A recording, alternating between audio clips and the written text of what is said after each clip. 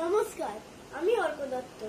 আজ 25শে বৈশাখ কবিগুরু রবীন্দ্রনাথ ঠাকুরের 164তম জন্মদিন উপলক্ষে আজ আমার নিবেদন তারই লেখা একটি কবিতা শোনার জন্য। গগনে গরজে মেঘ ঘন বরষা, কুলে একা বসে আছি নাহি ভরসা। রাশি রাশি ভাড়া ভাড়া, ধান কাটা হলো সারা। ভরা নদী খুঁড়ো ধারা, ঘর পরশা।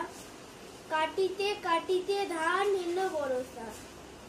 একখানি ছোট ক্ষেত আমি একেলা, চারিদিকে বাঁকা জল করিছে খেলা। পরপারে দেখি আঁকা তরু ছায়া মসি মাখা, গ্রামখানি মেঘে ঢাকা প্রভাত বেলা। এপারেতে ছোট ক্ষেত আমি একেলা, গান গেয়ে তরিবে কে আসে পারে।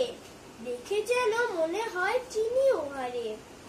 ভরা পালে চলে যায় কোনো দিকে নাহি চায়, ঢেউগুলি নিরুপায় ভাঙে দুধারে।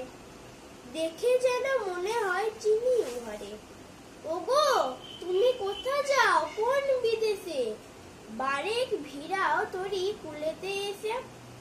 যেও যেথা যেতে চাও, যারে খুশি তারে দাও, শুধু তুমি নিয়ে যাও ক্ষণিক হেসে আমার সোনার ধান কুলেতে এসে।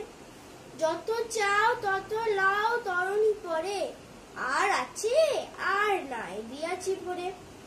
এত কাল নদী কূলে যাহা লয়ে ছিনু ভুলে, সকলই দিলাম তুলে থরে বিথরে। এখন আমার লও করুণা করে। ঠাই নাই ছোট সে তরি, আমারই সোনার ধানে গিয়াছে ভরি। শ্রাবণ গগন ঘিরে ঘন মেঘে ঘুরে ফিরে, শূন্য নদীর তীরে রহিনু পরি। যাহা ছিল নিয়ে গেল সোনার তরি। নমস্কার।